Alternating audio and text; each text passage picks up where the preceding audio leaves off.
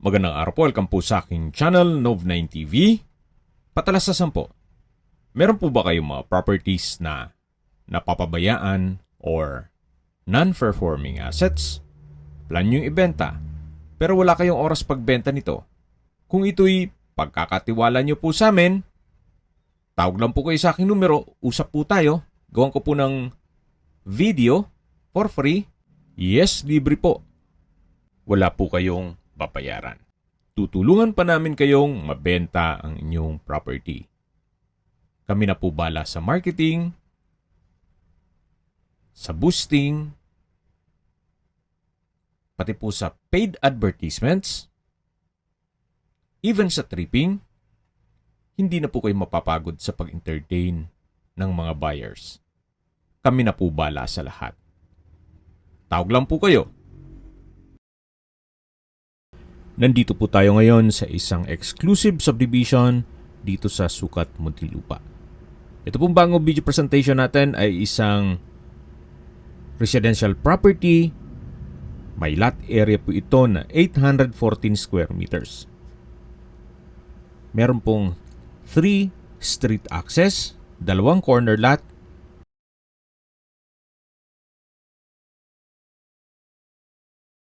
yan po yung main house. Then dito po sa gitna ay meron pong swimming pool at naka-landscape na po buong property. At dito naman po sa kabilang corner side ay meron pong guest house.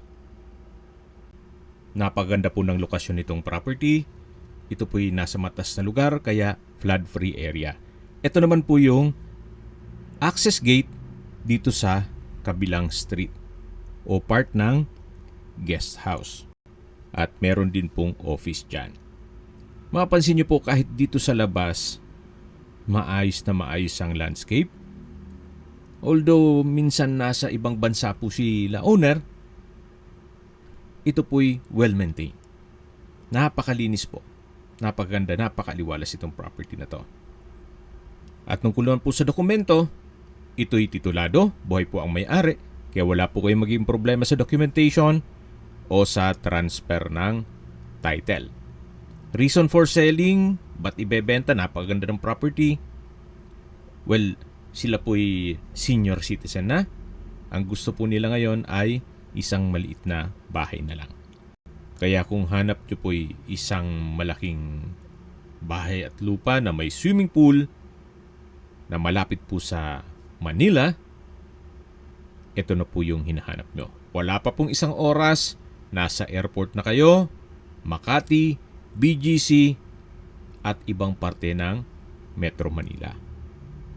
Ganun po kaganda ang lokasyon ito. Mula po sa South Luzon Expressway, exit, 4 minutes drive lang po. Opo, napakalapit lang. Ito po yung pedestrian gate at ito po yung harapan ng bahay. Sa dulo po ay may garden. Ito naman po yung main door at may customized glass window. Dito naman po yung covered na garahe. Nakakasya po ang 2 hanggang 3 sasakyan. Depende po sa laki. Yan po yung garahe. Ito po yung main gate. At punta na po tayo dito sa may main door. Ito po yung entryway o foyer. Naka-ceiling cove design. At may ilang steps ng hagdan dito. Yan naman po yung papunta dun sa kabilang corner lot. At gilid ng bahay. Yan po yung pasad. Napaganda po ng disenyo. At ito naman po yung customized double wooden door or slatted doors. Samahan niyo po ako. Pasok po tayo. At welcome po dito sa bahay ni Madam at Sir. Yan po yung hagdan. At ito naman po yung living area o salas. Premium tiles ang ginamit sa flooring. Meron pong glass wall and window. At double high ceiling. Na meron din pong modern chandelier at naka-ceiling cove design. Meron din pong glass wall, nag-serve sa as natural sunlight. Mula po dito sa living area o salas, katabi lang nito ang dining area. At ito pong dining area ay meron pong access door papunta sa covered lanai. Ito po pala ay fully furnished, pero yung mga collections po ni Madam, pati mga paintings at mga antiques ay hindi po kasama. Lipat po tayo dito sa may formal kitchen. Meron pong island, may pendant lamp, kitchen countertop, kitchen drawer and cabinet, may malaking kitchen window. Dito naman po yung built-in oven and microwave. Nandiyan na rin po yung pantry, may built-in gas range, wall-mounted kitchen cabinet, at storage ng kitchen utensils. Sa dulo po ay may refrigerator at may access door papunta sa likod ng bahay. Ito po yung tinutukoy ko na access door na may aluminum screen door, na kung saan dito naman po yung dirty kitchen. Na meron din pong kitchen countertop, stainless sink with faucet, kitchen cabinet, at dyan naman po yung access papunta sa kabilang street na pwede pong gawing garahe. At yung setback naman ay papunta na yan sa harapan ng bahay. May isang kwarto po dito. Upon tripping po, check po natin yan. Dito na po tayo sa kabilang kwarto, na kung saan yan po yung maid's room. Naka wooden door, may double deck, may wardrobe, naka tile flooring, at sa spasyo sakto lang. Yan po yung dirty kitchen. Naka polycarbonate roofing na nag-serves as natural sunlight. Then sa dulo naman po ay may access door. Papunta na yan dun sa setback, diretsong swimming pool. Tunghayin nyo po ulit itong dirty kitchen, na malaki naman po ang espasyo nito. At dito po sa dulo, ito yung tinutukoy ko na access door. Ang diretso po niyan ay yung covered lanai hanggang sa swimming pool at doon sa guest house. Ito po yung kitchen countertop na may double stainless sink with faucet. Meron din pong kitchen drawer and cabinet o storage ng kitchen utensils. At yan po yung maid's room na check natin kanina. Babalik na po tayo dito sa may formal kitchen o loob ng bahay. May aluminum screen door at solid wood door. Ito po ulit yung formal kitchen. May island, may pendant lamp, maraming kitchen drawer and cabinet. At dito naman po yung dining area. At matatanaw natin yung sliding door na papunta sa covered lanai. Open concept lang po mula dito sa dining hanggang living area at main door. Silipin lang po natin itong covered lanai at yung swimming pool, at mamaya po iikutan natin yan. Check po muna natin yung mga kwarto sa taas. Ito po palang dining area ay naka-ceiling cove design. At balik po ulit tayo dito sa may living area o salas. At matatanaw naman natin ang main door. Yan naman po yung open below na may glass wall na nag-serves as natural sunlight. Yan po yung hagdan. At kung meron man po kayong PWD or senior citizen sa pamilya, meron pong isang kwarto dito sa baba. Ito po yung para sa kanila. Dito po sa harapan ng staircase ay may console table at vanity mirror. Ito pong toilet and bath dito sa first bedroom ay pwede ring maging common toilet and bath. May hand wash basin, vanity mirror, stainless faucet, water closet with bidet, shower enclosure, overhead shower, from floor to ceiling po ang tile bathroom wall, at meron din pong customized bathroom window. Yan po yung access door naman dito sa banyo mula sa unang kwarto. Paglabas nyo po dito naman ay meron pong display cabinet. Yan po. Bago po pumasok dito sa unang kwarto. Actually, meron po tayong guest house kaya pwede naman itong gawing guest room. Kung sakali man na gustong mas malaking kwarto, pwede naman dun sa kabila. Well, depende po sa inyo. Ito pong unang kwarto ay may split type aircon, bed frame and mattress, bedside table, wardrobe, may drawer at multiple shelves. May customized glass window and blinds, may lampshade, at ito po yung access door naman dun sa banyo na kung saan napakita ko na sa inyo kanina. Nakalock po pala. Anyway, at least nakita niyo na kung anong meron. Labas na po tayo. Yan po yung display, rack o cabinet. At dito naman yung banyo. At mula po dito, matatanaw natin ang living area o salas. Naka-double high ceiling at yung main door. Dito na po tayo sa hagdan.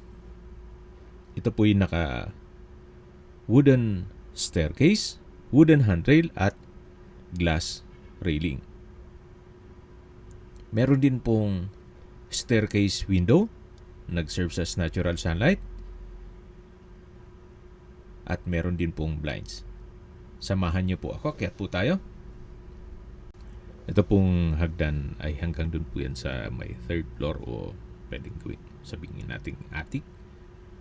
At may portion lang po, hindi buong kabahayan ng may third floor. Anyway, check po natin yan mamaya. Ito po yung hallway papunta sa mga kwarto. At yung ibang kwarto po ay hindi natin ma-check yan. Gawa ng umuwi lang po sila dito sa Pilipinas para magbakasyon. Yung iba po yung natutulog at nagpapahinga. Pan-tripping po, pwede natin ma-check yan. Ito po yung linen room.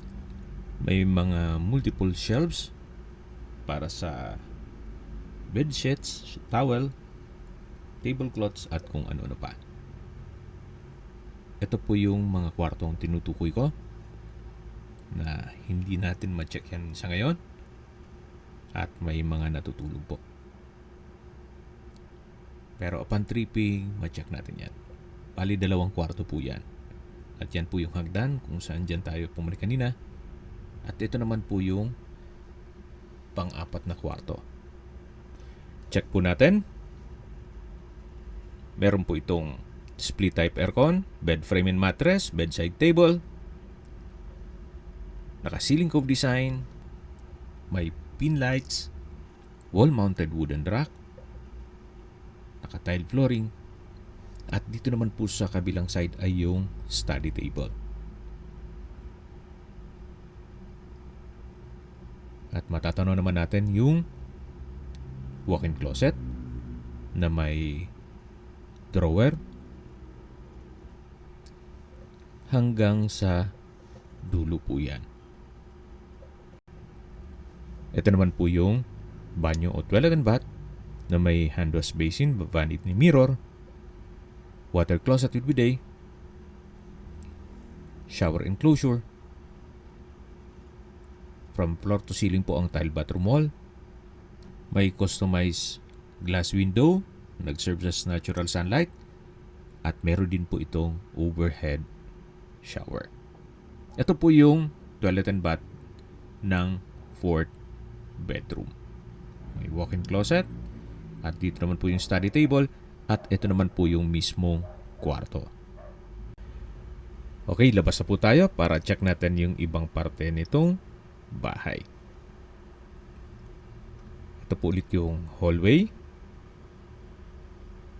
At yan yung hagdan. Ito naman po yung open below na may modern chandelier. Then may glass wall and window na nag-serve as natural sunlight. Ito naman po yung living area o salas na katabi lang ang main door. Yan po yung hallway papunta sa pang-limang kwarto o master bedroom. Napakalaki po ng espasyo. Naka-ceiling cove design, may center lamp, may pin lamp. Sa dulo po ay meron pong access door papunta sa balkonahe at naka-wooden design ng tile flooring. Meron din pong customized glass window. May vanity mirror at meron din pong walk-in closet na kung saan marami kayong pwedeng paglagyan ng inyong mga collection ng bags. Mapapawaw po kayo. Halos isang kwarto na po ito kung sa isang ordinaryong mamamayan lang naman. Pero ito po, dyan po yung mga collections ni Madam. At mula naman po dito, ito naman yung banyo o toilet and bath. Check po natin. Meron po itong bathroom countertop na may couple hand wash basin, vanity mirror, at may faucet. May bathroom cabinet din po. Napaganda po ng disenyo nitong bathroom window. Nag-serve as natural sunlight. Hindi nyo na kailangang mag-open pa ng ilaw. Yan po yung toilet and bath. At dito naman po yung walk-in closet. At balik po ulit tayo dito sa mismong master bedroom. Napakalinis po, well-maintained. At wala na po kayong papagawa dito. Ito naman po yung tinutukoy ko na access door na papunta sa balkonahe, na kung saan ito po ay naka-stainless handrail at glass railing. Yan po yung pasad. Hanggang po dito sa taas, malinis at maayos. Dun po naman sa kabilang structure ay yung guest house. Balik po ulit tayo dito sa loob. Ito po yung master bedroom. At balik po ulit tayo dito sa my hallway. Yan po yung open below. Yan naman yung modern chandelier. At yan naman po yung papunta sa mga kwarto. Ito naman po yung hagdan. Akyat po tayo. Meron din pong staircase window na nag-serves as natural sunlight. Napakalaking bagay po nitong malaking windows. Kasi hindi nyo na kailangang magbukas talaga ng ilaw pag araw. At nandito na po tayo sa third floor or pwede rin sabihin nating attic, na kung saan meron din pong kwarto dito. Ito po muna yung stock room. Lagyan nila ng mga shelves. At dito naman po sa kabila yung kwarto o pwede pong gawing music room, entertainment room. Depende po sa inyo kung anong magiging use nyo dito. Kung malaking pamilya, pwede po itong convert for another room. Depende po sa inyo. Sa ngayon, ginawa nilang entertainment room. At meron din pong bar counter na may 3 high chair. May wine rack o cabinet. Dito po sa loob ay may countertop. Then, lower part naman ay meron pong cabinet.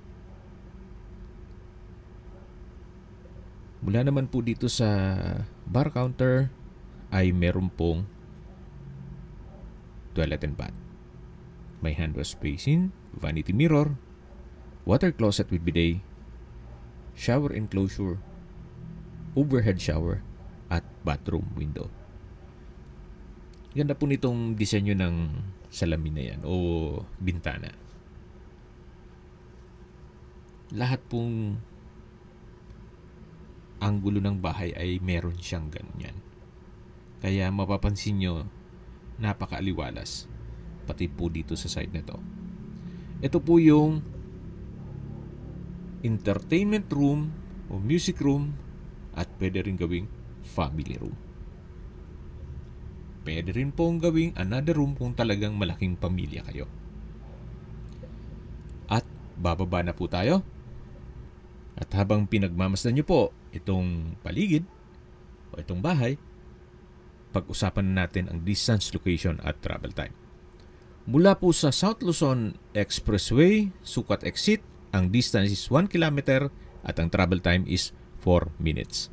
Mula naman po sa SMBF at Medical Center ng Parañaque o hospital, ang distance is 2.8 kilometers at ang travel time is 14 minutes. Mula naman po sa Alabang Business District at Asian Hospital and Medical Center, ang distance is 7.2 kilometers at ang travel time is 14 minutes. Yan po yung lagi kong binabanggit sa inyo na dapat nyo i-consider sa paghanap ng property ay yung meron pong malapit na hospital. Hindi ko naman po sinasabing sakitin kayo. Yan naman po for emergency purpose lang naman. At mula naman po sa Makati Business District, ang distance is 14 kilometers at ang travel time is 45 minutes kasama na ang traffic. Kung manggagaling naman po sa airport, ang distance is 14 kilometers at ang travel time is 40 minutes.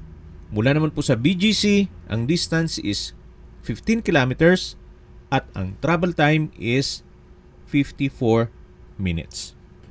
Wala pa pong isang oras, nasa Manila na po kayo. Ganun po kaganda ang lokasyon nitong property. Nandito na po tayo sa covered lanay at ito naman po yung covered na garahe na kung saan dyan na tayo galing kanina. At yan po yung main gate. Katabi lang yung pedestrian gate na malapit po sa main door. Dito na po tayo sa may poolside. Naka-landscape na rin po yan. Well-maintained, kaya napakalinis. Actually, sabi ni Madam, may nagre-rent daw dito ng mga shooting. Minsan daw 75,000 a day ang bayad. Well, income generating na rin po. Depende na po yan sa inyo kung sakaling may offer kung tatanggapin nyo o hindi. Pero sayang nga naman. Isang oras for 75,000 pesos. Nandito na po tayo sa guest house. Ito po yung main door. At open concept lang po ito. Walang partitions. Naka-tile flooring. May customized glass window. Naka-ceiling cove design. May split type aircon. Pwede pong mag-party dito o kung anumang okasyon. At least hindi napapasok dun sa main house. May bar counter na rin. At dito po sa dulo ay meron po siyang kusina o kitchen. May kitchen countertop. May wall-mounted kitchen cabinet. May kitchen drawer at storage ng kitchen utensils. Meron din pong kitchen window. Yan po yung bar counter at ito naman po yung main door. Paglabas nyo po, yan yung swimming pool at matatanaw naman natin yung main house. Naka-PVC na flooring na rin po pala ito kaya hindi po madulas kahit basa po ang flooring. Ito naman po yung shower room. May countertop, vanity mirror, overhead shower at bathroom window. Naka-tile bathroom wall na rin po siya. At ganun pa rin po yung bathroom window nag-serve as natural sunlight. Ganun din po dito sa kabila. Ito po yung banyo, may hand wash basin, vanity mirror, water closet with bidet, at naka wooden door. Yan po ulit yung swimming pool, yung main house.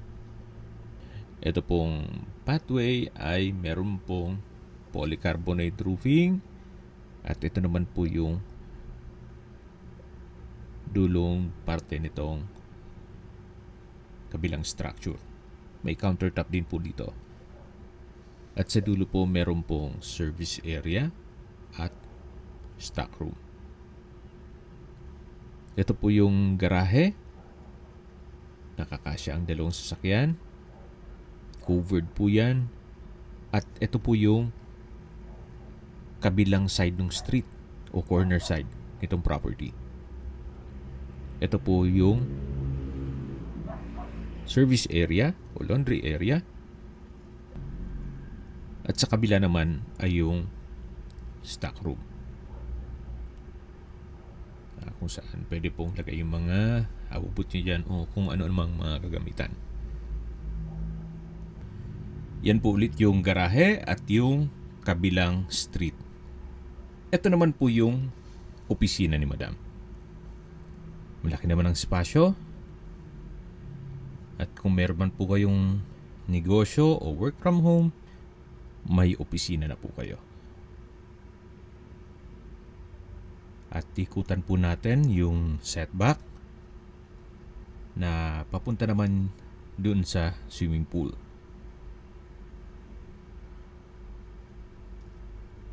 Dito po sa corner side ay meron din po mga ornamental plants. At yan po yung pasad ng kabilang structure o guest house.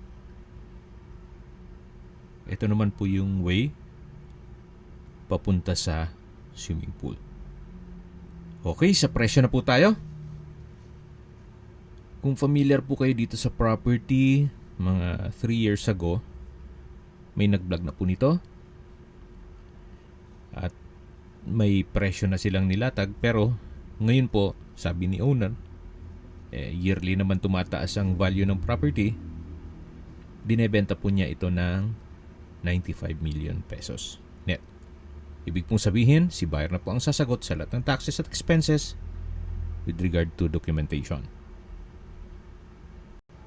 Kung may mga katanungan po kayo o gusto magpaset ng tripping dito sa property na to, tawag lang po kayo sa aking numero. At sa mga kababayan naman natin na sa ibang bansa, meron po akong WhatsApp, Viber, Telegram, at Signal. Same number lang po, 0917-316-3399. Sa mga nagtatanong naman po ng aming Facebook, meron po aming Facebook page na Nov9TV at Facebook Real Video. Meron din pong TikTok at Instagram. May ibang YouTube channel po kami, the Nov9TV channel, Nov9TV Listings, Nov9TV On The Spot, Nov9TV Updates, at Nov9TV House Rental. Sana po naibigyan nyo ang video presentation. Paki-like and subscribe na lang po sa aking channel para ma-update din po kayo sa aking future listings. Kung sakali po hanap nyo yung mas malaking sukat ng lupa, meron din po kami ibang listings na pwede nyong pagpilian. Huwag po kayong mag-atubiling tumawag sa amin. Then, let us know your budget para malaman namin kung anong property pwede naming ilong sa inyo. Sa lahat pong viewers, subscriber at nagtiwala po sa amin, salamat po sa suporta. Ingat po kayo lagi at yung pamilya. Maraming salamat po.